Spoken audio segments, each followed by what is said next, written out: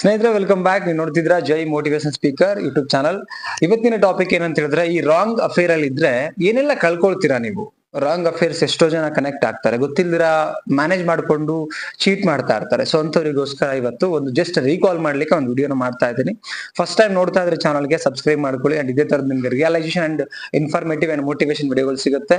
ನೋಡಿದ್ಮೇಲೆ ನಿಮ್ಗೆ ಏನ್ ಅನ್ಸುತ್ತೆ ಅದನ್ನ ಕಮೆಂಟ್ ಮಾಡಿ. ಅಂಡ್ ವಿಡಿಯೋನ ಐ ಥಿಂಕ್ ಶೇರ್ ಮಾಡಿದ್ರೆ ತುಂಬಾ ಸಪೋರ್ಟ್ ಆಗುತ್ತೆ ನಮ್ಗೆ. ಶೇರ್ ಮಾಡ್ತೀರಾ, ಐ ಹೋಪ್. ಒಂದೊಂದೇ ಪಾಯಿಂಟ್ ನೋಡ್ತಾ ಹೋಗೋಣ. ಫಸ್ಟ್ ಏನಂತ ಹೇಳಿದ್ರೆ, ಮೊದಲನೇ ಪಾಯಿಂಟ್ ನಿಮ್ಗೆ ಹೇಳೋದು ನಾನು, ನೀವು ಕಳ್ಕೊಳ್ಳುವಂಥದ್ದು ಏನು ಅಂತ ಹೇಳಿದ್ರೆ ನಿಮ್ಮ ಮಾನವನ್ನ ಕಳ್ಕೊಳ್ಳುವಂಥದ್ದು ಇರುತ್ತೆ. ಆಕ್ಚುಲಿ ಪ್ರತಿಯೊಬ್ಬ ಮನುಷ್ಯನಿಗೆ ಮಾನ ಅನ್ನೋದು ತುಂಬಾ ಮುಖ್ಯ ಇರುತ್ತೆ. ಅದು ಗಂಡು ಮಕ್ಕಳಿಗೂ ಅಷ್ಟೇನೆ, ಹೆಣ್ಣು ಮಕ್ಕಳಿಗೂ ಅಷ್ಟೇನೆ ಆಕ್ಚುಲಿ. ಸೊ ನೋಡಿ, ಒಂದು ರಾಂಗ್ ಅಫೇರ್ ಅಲ್ಲಿ ಇದ್ದಾಗ, ಒಂದು ಚೀಟಿಂಗ್ ಅಂತ ನಡೀತಿರ್ಬೇಕಾದ್ರೆ ಎಲ್ಲಿ ತನಕ ಅದು ಹಂಗೆ ಮ್ಯಾನೇಜ್ ಮಾಡ್ಲಿಕ್ಕೆ ಸಾಧ್ಯ ಇದೆ. ಒಂದಲ್ಲ ಒಂದು ದಿನ ಅದು ಗೊತ್ತಾದಾಗ ಇವತ್ತಿಗೆ ಇದು ಕರೆಕ್ಟ್ ಅನಿಸ್ತಾ ಇರತ್ತೆ.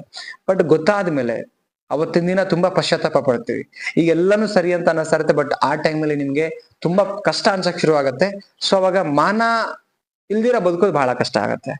ಮನ್ಸಿಗೆ ಅದು ಸಾಯೋ ತನಕನೂ ಕೂಡ ಚುಸ್ತಾ ಇರತ್ತೆ. ಸೊ ಆ ಕಾರಣಕ್ಕೆ ಇವತ್ತಿಗೆ ಹಾಗೆ ಮಾಡ್ತಿದ್ರೆ ಸ್ಟಾಪ್ ಮಾಡ್ಕೊಳ್ಳೋದು ಒಳ್ಳೇದು. ಸೆಕೆಂಡ್ ಪಾಯಿಂಟ್ ನೋಡೋಣ.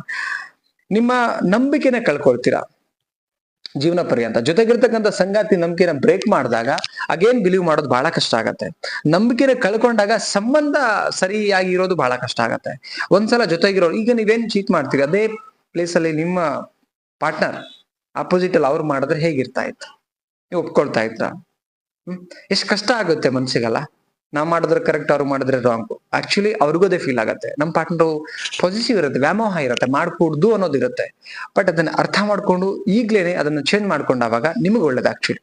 ಸೊ ಯಾಕೆ ಇದನ್ನ ಹೇಳ್ತಿದೀನಿ ಅಂತ ಹೇಳಿದ್ರೆ, ಎಂಡ್ ಆಫ್ ದ ಡೇ ನೋಡಿದವಾಗ ಅದು ರಾಂಗೇ ಅಂತ ಅನ್ಸಕ್ ಶುರು ಆಗತ್ತೆ. ಅಲ್ಲಿ ನಿಮ್ ನಂಬಿಕೆ ಕಳ್ಕೊಂಡಾಗ ಮತ್ತೆ ಪುನಃ ಅದನ್ನ ಎಷ್ಟೇ ನೀವು ಕಟ್ಟಕ್ಕೆ, ಆ ನಂಬಿಕೆನ ಬಿಲ್ಡ್ ಮಾಡಕ್ ಶುರು ಮಾಡಿದ್ರು ಕೂಡ ಎಲ್ಲೋ ಒಂದು ಮೂಲೆಯಲ್ಲಿ ಆಳಕ್ಕಿರತ್ತೆ ನಿಮ್ಮ ಸಂಗಾತಿಗೆ.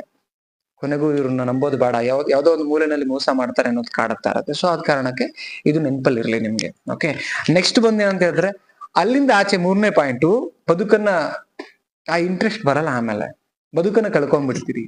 ನಿಮ್ ಕಣ್ಣು ಮುಂದೆನೆ ನಿಮ್ಮ ಎಂದು ವಿನಾಕಾರಣ ಏನಂತಾರೆ ಅದಕ್ಕೆ, ಕಣ್ಣು ಮುಂದೆನೆ ಬದುಕು ಹೋಗ್ತಾ ಇರತ್ತೆ. ಬಟ್ ಅದ್ರಲ್ಲಿ ಇಂಟ್ರೆಸ್ಟ್ ಇರಲ್ಲ ಬದುಕಿನ ಮೇಲೆ. ಇಷ್ಟೆಲ್ಲ ಪ್ರಾಬ್ಲಮ್ಸ್ ಆದ್ಮೇಲೆ ಒಂದ್ ಫೈನ್ ಡೇ ಇದು ಅನ್ಸಕ್ ಶುರು ಆಗತ್ತೆ. ಮಾಡ್ತಿರ್ಬೇಕಾದ್ರೆ ಕೆಲವರು ಎದುರಿಸ್ಕೊಂಡ್ ಮಾಡ್ತಿರ್ತಾರೆ, ಇನ್ ಕೆಲವರು ದ್ವೇಷ ಕಟ್ಕೊಂಡು ಇನ್ ಮಾಡ್ತೀನಿ, ಏನೋ ಒಂದ್ ಆಗ್ತಿರತ್ತೆ.